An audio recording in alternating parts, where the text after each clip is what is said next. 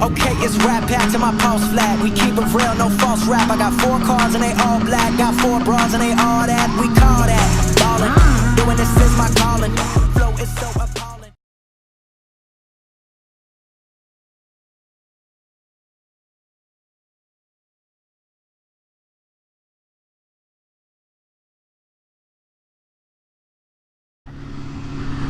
I've been up crownking before in a couple Jeeps and stuff like that, and the side-by-side, so I know the area.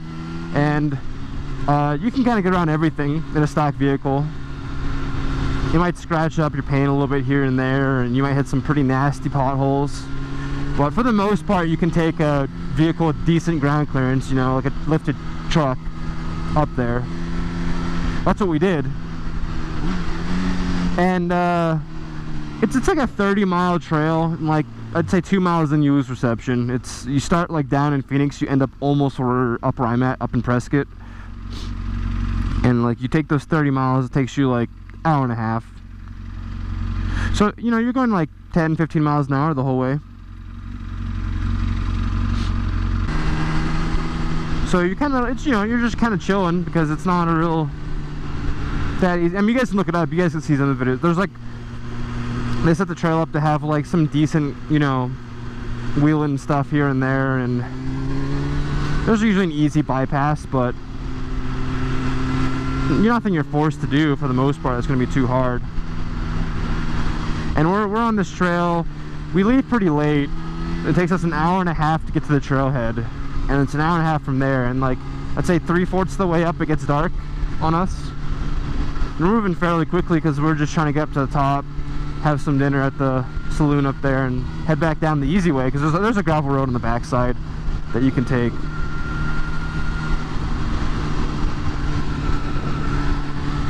You know, they have it set up so, you know, you can at least take a rental car or some stuff up there, so people can still visit this like tiny little, like, I don't know if even town's the right word.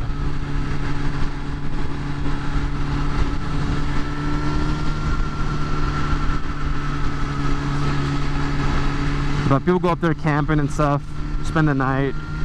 It's a cool little area.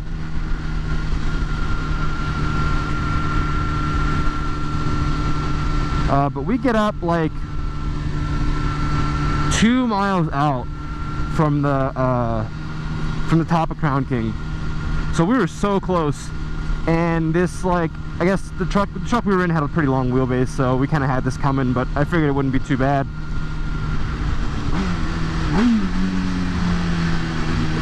But we end up coming up to this one rock that's sticking out of the ground. Safety check. They're from Hawaii.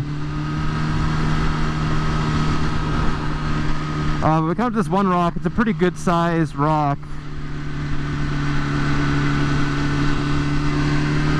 So many distractions. It's a pretty good sized rock that we come up to. We're trying to take a good approach. But remember, it's pretty laid out. It's kind of dark. We can't see too well.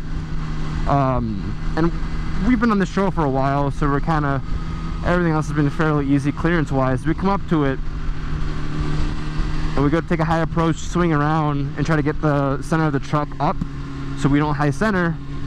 But one of the tires drops on the rock and then we high center.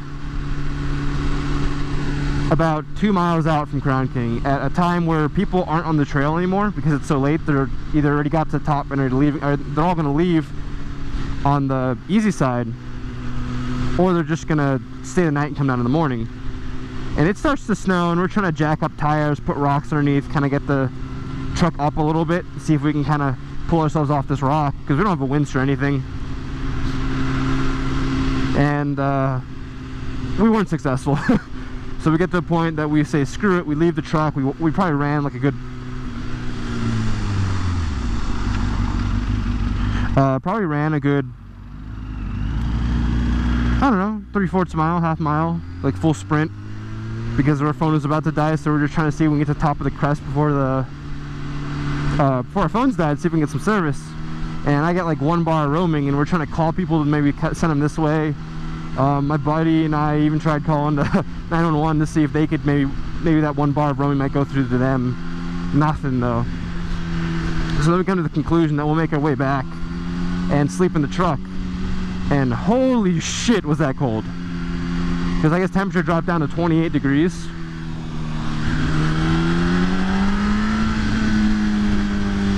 And when we woke up, we were scraping ice off the inside of the truck windows. Like, it was that bad. We got like no sleep. We were shivering. It was so cold. Because I had like a thin jacket. He had a little bit thicker jacket. We didn't have any blankets or anything.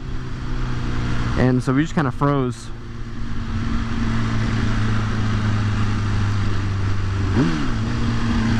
And I know that's why they always say, you know, be prepared or don't go without a buddy or, you know. But now we have a good story to tell. We weren't really any decent dangers, just we were kind of being dumb here and there.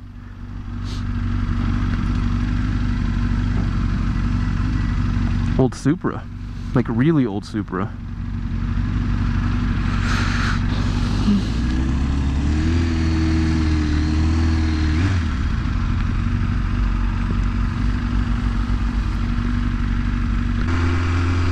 So that night, even though like we've had, at least I have had some experience here and there, but that night I'm sure we kind of fell into that dumb teenager kind of vibe.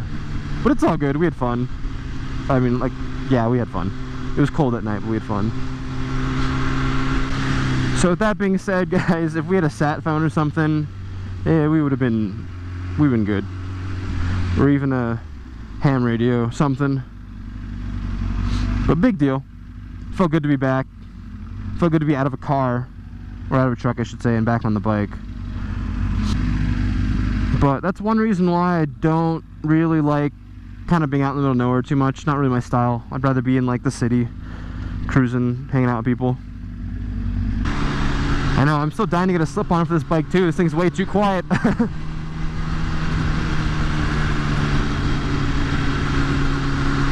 I'm used to my two bros on my CBR, that the stock exhaust on this thing, way too quiet.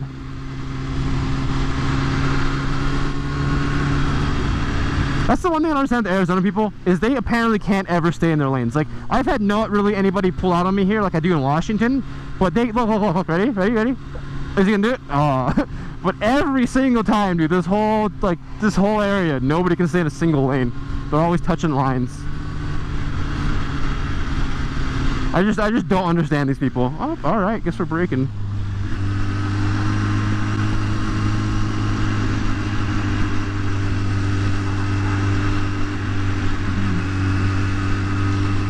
Yeah, I don't know.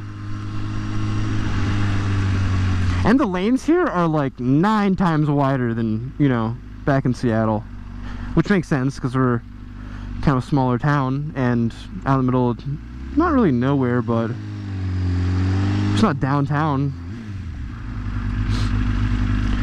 Like, I need to go down to Phoenix and record some of these freeway drivers. The stuff that they do, holy shit. You have like full-size trucks doing 100 miles an hour, passing like the granny doing 40. Like, everyone just does their own shit down there. Other thing is, there's like no phone laws out here, I'm pretty sure. And everyone uses their phone. That's one thing I miss with Washington, is that like they're so strict on phone laws, you know? Hey, I'm not the only one out here in the freaking snow. Another adventure bike. He's probably like, what the hell is this guy doing? I know, that's why I need my bro back. Oh, old Celica, what the fuck? Looks just like mine. Just like paint way worse. I know, back to what I was saying, dude. That's why I need my bro out here. Fucking Brandon would be rolling with me in this shit no matter what. Like, he might complain it's cold, he might complain he's too full to ride, but he'll still hop on with me, no doubt in my mind.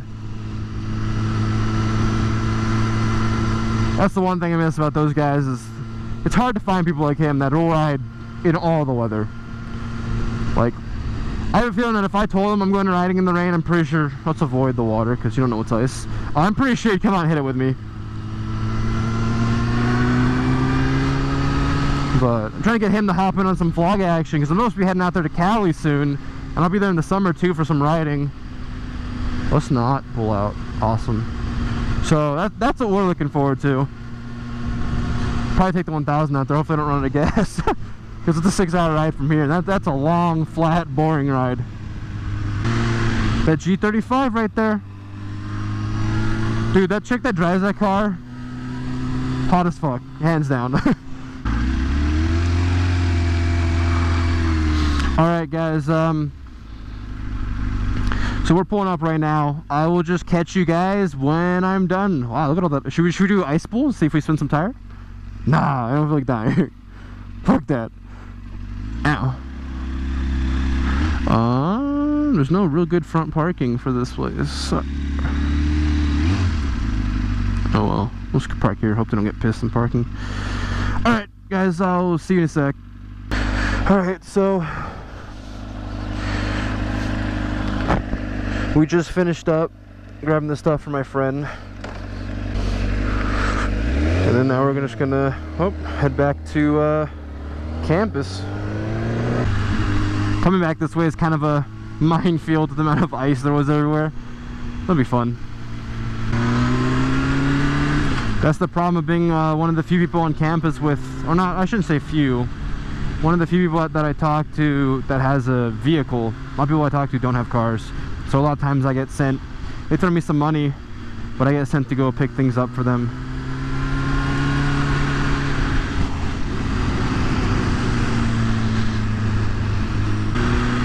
But I mean, I get to make some money here and there. That's how I fund myself a lot of the time.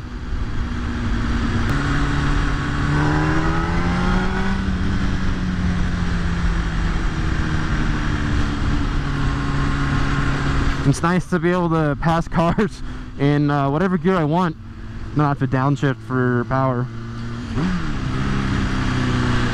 But this thing's also awful to drive under 20 miles an hour, or awful to ride. Why would I drive, really? Doesn't want to go slow. I know, my life's so hard, right? Wow. Poor me. Oh, are you gonna go? You gonna go? You gonna go? You gonna go for it? Guess we both are. I'm probably not going to get into too many maintenance videos and stuff like that, or how-to videos for the bike stuff until probably next year when I have a house.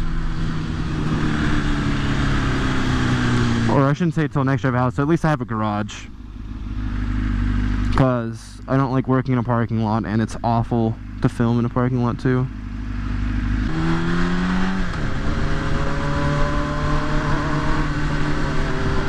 Oh, I know who this is. I think this is the guy that Brandon and I were trying to help because I think his fuel pump went bad. I think it's this Jixer, because I know he put a bunch of stickers on it. But he's pretty loud. Alright guys, other than that, today's gonna be a pretty short day, just running a couple of errands. Trying to put out more content. Please give me some ideas if it starts getting kind of dry. Other than that guys, peace.